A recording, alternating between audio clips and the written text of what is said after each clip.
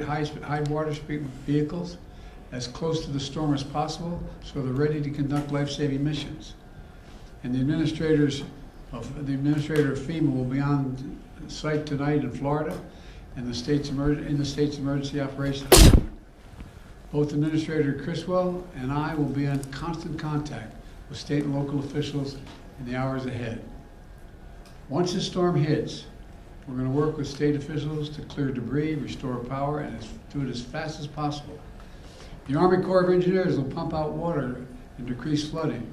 We've already directed the Department of Defense to be ready to provide active duty service members to support Florida after the storm surge if Governor DeSantis requests the help, which I expect he might. Just like we did in North Carolina. I have surged over 1,000 U.S. Coast Guard personnel to perform search and rescue missions and reopen the Port of Tampa as soon as possible. Now, I want to reiterate a point I made clear earlier today to the folks who have been impacted by Helene. This impact, and will be now impacted by Milton. Over the last few weeks, there's been a reckless and irresponsible and relentless promotion of disinformation and outright lies about what's going on. It's undermining confidence in the people in Florida and incredible rescue and recovery work that has been undertaken. Literally, there are thousands of fellow Americans who are putting their lives at stake and putting on the line to do the dangerous work that needs to be done now. And it's harmful to those who most need the help. Quite frankly, these lies are un-American, and there is simply no place for them. Not now, not ever. Former President Trump has led this onslaught of lies. Assertions have been made that property is being confiscated. It's simply not true. They're saying people impacted by these storms will receive $750 in cash and no more. That is simply not true either. They're saying that money needed for these crises are being diverted to migrants. What the heck are they talking about? Stop it. It's outrageous. It's just not true. Now the claims are getting even more bizarre. Marjorie Taylor Greene, the congresswoman from Georgia, is now saying the federal government is literally controlling the weather. We're controlling the weather. It's beyond ridiculous. It's so stupid. It's got to stop. Let me close with this.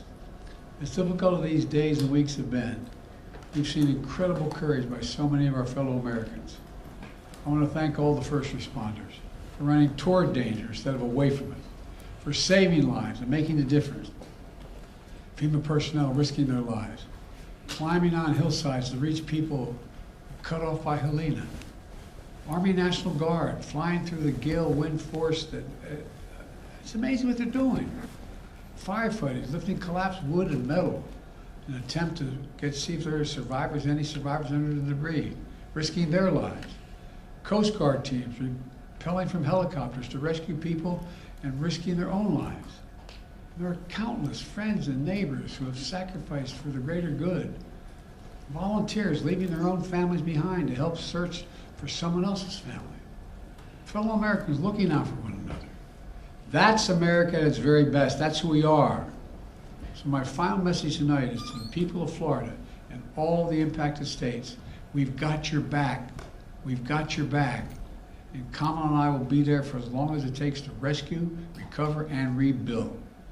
May God bless you all, and may God protect those serving in the eye of this storm on behalf of our nation.